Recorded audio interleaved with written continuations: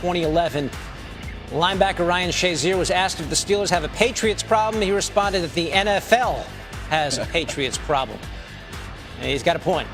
The Patriots have won 2 of the last 3 Super Bowls. They are the favorites to win next year as well. Only 2 teams in NFL history in the Super Bowl era have won 3 in 4 years. The Cowboys dynasty back in the 90s. Remember, they won 92, 93, 95. And the Patriots of the early 2000s hoisted the Lombardi Trophy 3 times in Tom Brady's first 4 seasons as a starter. There's Darren Woodson there, rocking the 28. Should have 4 or 5. I should have 4 or 5 rings. That's a whole nother segment. We're not talking about that. Absolutely.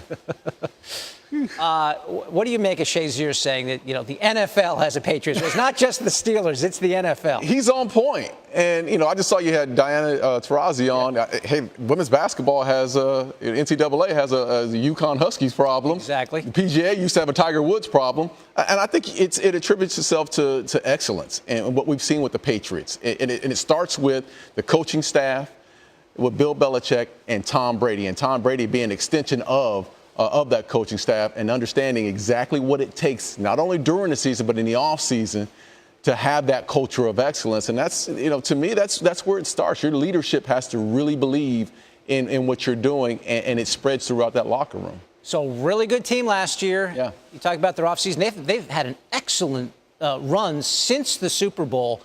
If you look at this 2017 Patriots team, are they better than what we saw last year? I think if you get a healthy Gronk this year, a healthy Gronk, meaning he doesn't have to play healthy all the way through the season. When you start getting week 10, 11, 12, you see a healthy Gronk go out and not only perform in the later on in the regular season, but then go into the playoff March, I think they're a better football team. I think he makes them that much better when he gets out there, because you can't defend the entire field when you have a guy like Gronk running in the middle of the field. Now you have one-on-one matchups.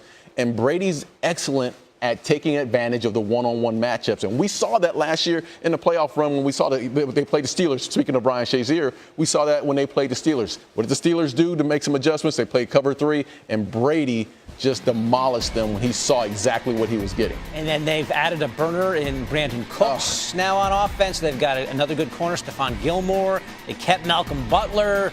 They kept Jimmy Garoppolo. I mean, it just seemed like they checked off all the boxes. They did. And, we know what they have offensively. We've seen Brady, and we've seen all the weapons that they have offensively, and we see how they go through the process of picking you apart.